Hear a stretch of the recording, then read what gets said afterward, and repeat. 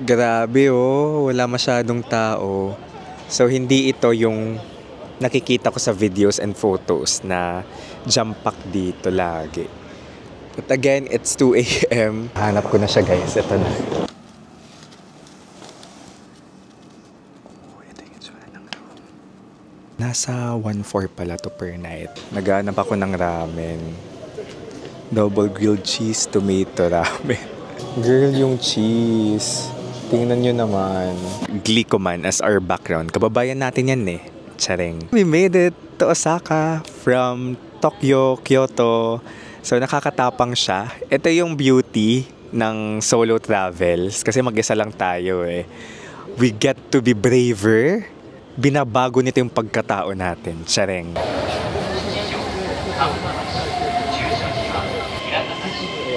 Hello guys, konnichiwa, kumusta kayong lahat? This is Dave, the Kuripo Traveler at andito tayo ngayon sa Kyoto, Japan at papunta tayo sa Osaka. Ang ganda ng train. Galing tayong Kyoto, nagtitrain tayo ngayon papuntang Osaka, our last city in this Japan trip. So nanggaling tayo sa Japan, nandito pa tayo sa Japan. Nanggaling tayo sa Tokyo. Dito na ba? Tokyo, Kyoto, and then Osaka. Ito na. Nag-train lang tayo. Okay, dito na. Dinouble check ko sa Google Maps. Let's go! Ito na, tatransfer tayo dito.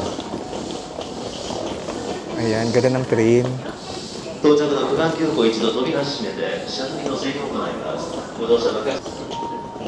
I love the train. Kabog. Premium. Ito na. Tap-tap lang tayo dito. Wait. Let's go. Gamit natin Suica card. Nakakatuwa kasi, di ba, from one city to another, tinin lang natin. So, papunta sa Osaka, yung sa mismong hotel natin, nasa around 1 hour and 20 minutes. 11:05 na pala, kaya medyo haggard na tayo. Pero okay lang din pala na bumiyahe tayo ng ganitong oras kasi hindi ganun karami yung tao. Wait lang. Saikasuji Line.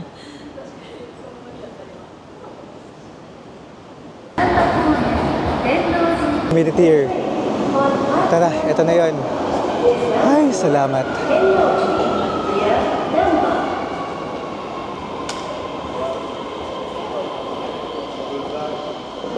Gosh, Osaka na pala. Welcome to Osaka, guys.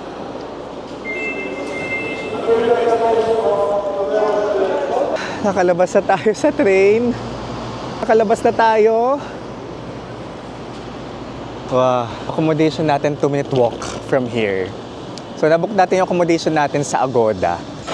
Acro Capsule. Acro Capsule Hotel, Namba. So, I made sure na malapit lang sa Namba Station. Tapos, nasa Dotonbori. Yung Dotonbori, yan yung, I think, most famous na area dito sa Osaka.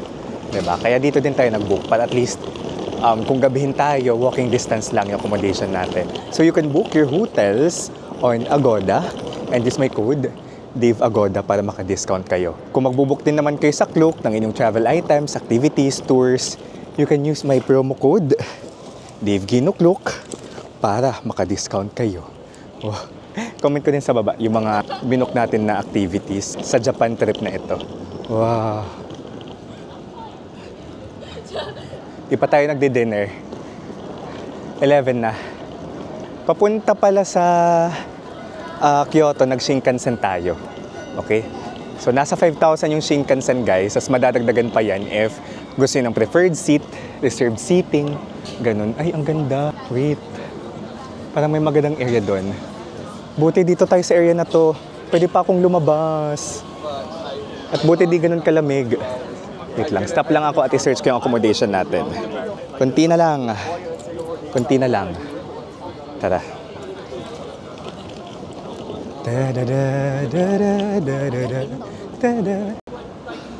Nasaan na ang ating accommodation? Ganda dito kasi 11, tas dami pa rin bukas. Just wow. Can't wait to explore. Tapos bukas kasi holiday. Wala tayong work. So bukas, agenda lang talaga natin ay gumala. Explore Osaka. Ito no, Dotonbori. Ayan. Parang pinipilahan to. Lakad pa tayo. Dito tayo tinuturo ng Google Maps kung tamang pag-navigate ko. Saan ka na? Gusto ko nang kumain. Nawawalang bata dito, guys. Nasaan na siya? To be completely honest, nawawala ako. Alam ko nasa area na lang. Hindi ko lang mapin ng maayos siguro. Wait lang. Hindi ko lang ma-identify ng maayos yung pin. Saan? Saan siya? Tapat ng Ichigyo, Dotonbori. Nasaan ang Ichigyo? Kita nyo ba? Nasaan ang Ichigyo? Nahanap ko na siya, guys. Ito na.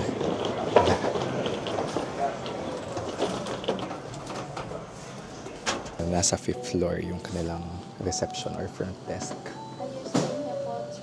Yes, 3 nights. Until Friday. Ito yung itsura around. Ayan, naka-check-in na tayo. 7th floor tayo. Wala daw hagdan. Papuntang 7th floor. So, sa 6th floor natin pwedeng ilagay yung maleta natin. Ito yung hotel. Acro. 6th floor. Kailangan pala itap yung card para maklik yung elevator. Maklik yung elevator talaga, yung floor number. Tcharan!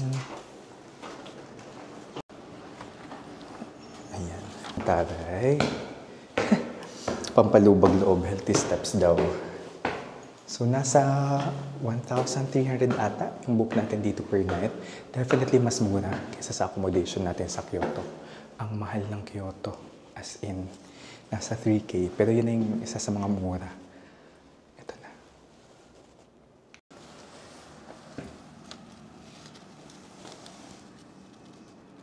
Ito yung itsura ng room.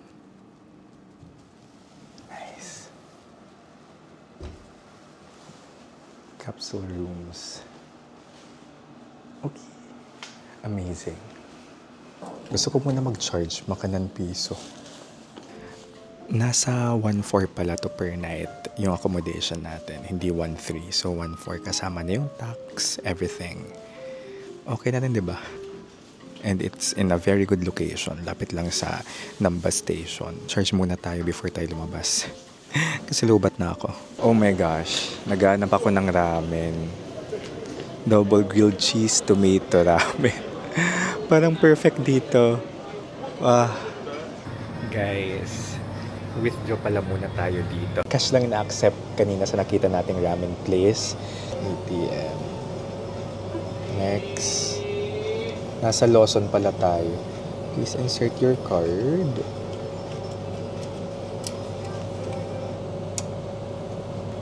English. Withdrawal. Confirm. Savings. Enter PIN. Ano na? Ay girl, may minimum. May minimum na 10,000 yen. Di natin ito maubos. Pero sige na nga, baka lang tayo bumalik ng Japan. ATM fee, 660. Sige na nga.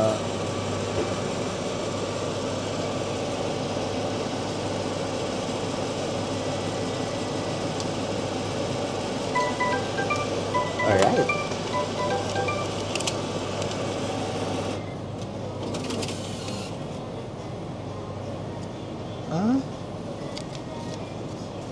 Saan tayo pwede mag-withdraw? May 7-Eleven ba? 7-Eleven near me. Near me. 1,090 yen. Yan yung goal nating order. Tapos, sakto. Nagalugog tayo. Hinalungkat natin yung bag natin. So, meron pa tayong 1,100 na yen dito. Ramen Kiyo. Kiyo? Hindi ko sure kung tama pronunciation ko. Dotonbori. Ramen Kiyo. Why? Ganda ng vibe dito.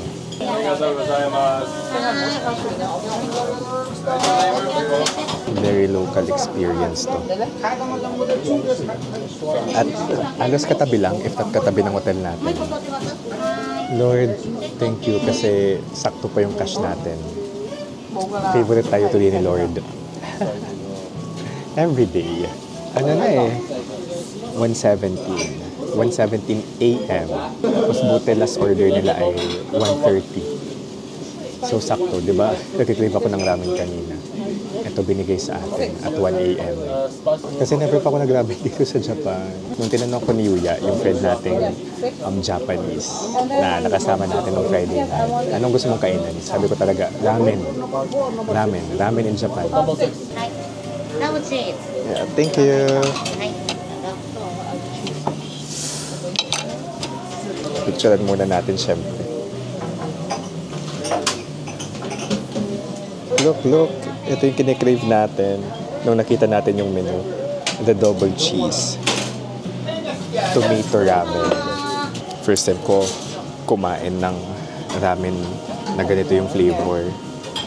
Oh my gosh. Wait lang. Tingnan nyo. Wow. Girl yung cheese. Tingnan nyo naman.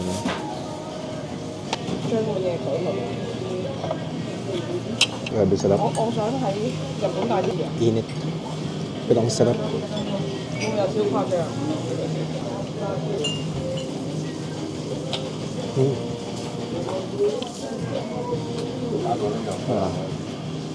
Para siyang spaghetti na ramen, God. It's giving spaghetti na masabaw siya. Nag-enjoy akong kumain. 427 pesos yung ramen natin. Ay! Buti talaga, sumakto yung pera natin. Kanina mahaba yung pila dito eh. Tapos pumasok tayo kanina, alauna. Walang pila. So I think this is a famous ramen place. Dito siya sa labas, malapit sa hotel ko accommodation na Acro Hotel. Tama, may mga bar dito. May mga bagets pa sa labas eh. Explore ba natin? Lakad ba tayo? 2:00 na. Sige, tara.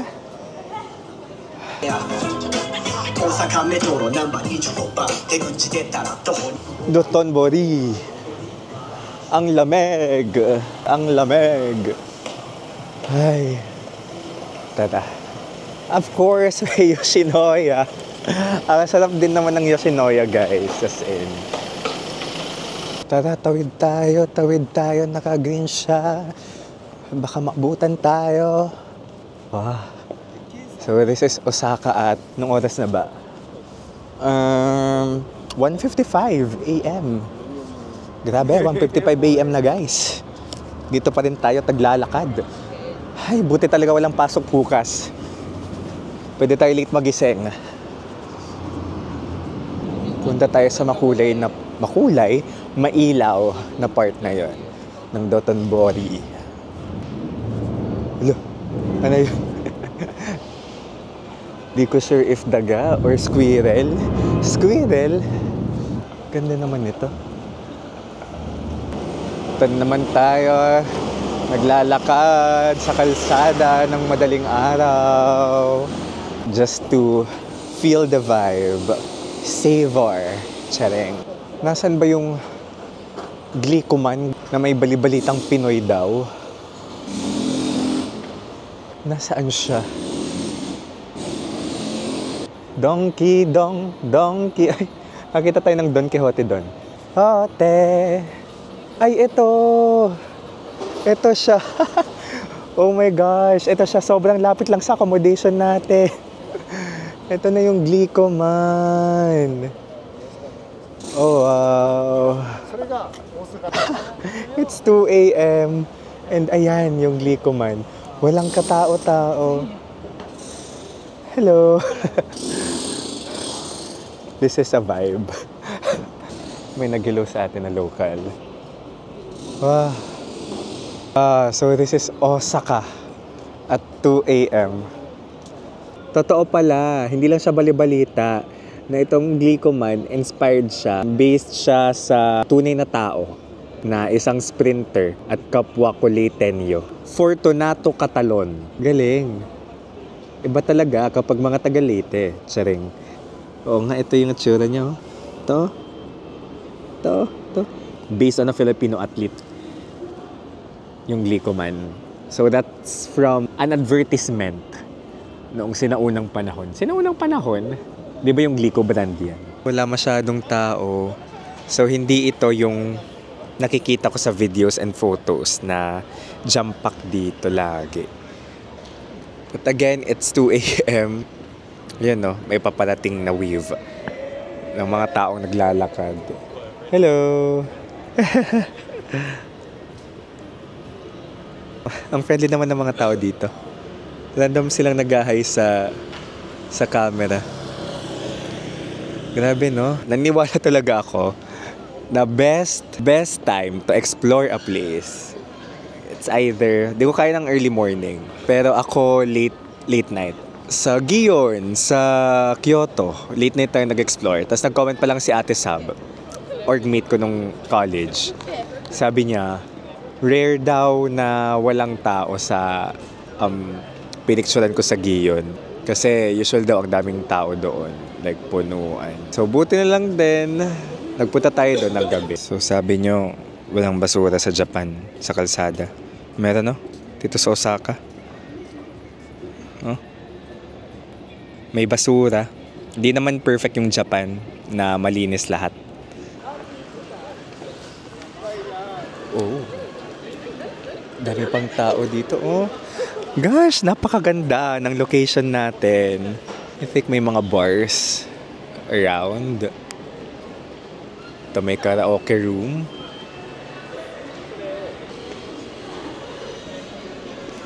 Okay, antok na ako guys. Uwi na tayo. Buti na lang, lapit lang ng accommodation natin. Antok na talaga me. Dito na lang natin i-close yung vlog with Glico Man as our background. Kababayan natin yan eh. Charing. Yun, we made it to Osaka from Tokyo, Kyoto. So nakakatapang siya. Nakakatapang, we made it this far. Ito yung beauty ng solo travels. Kasi mag-isa lang tayo eh. We get to be braver. Binabago nito yung pagkatao natin. Charing. Wala, mas nagiging confident tayo pagdating sa challenges. Challenges! Ate, feeling ko ang complicated ng train system, mahirapan ako. But we did it anyway. Nang mag-isa. Push lang natin yung mga ganitong travels na ipupush tayo beyond our comfort zones. Fulfilling sa feeling yung mga pinaggagawa natin. So meron tayong 3 nights dito sa Osaka. Friday uwi na tayo. Tapos Saturday, gosh, magpapa-US tayo sa Saturday. Ang lala. Like sunod-sunod. Friday uwi natin, Saturday US agad.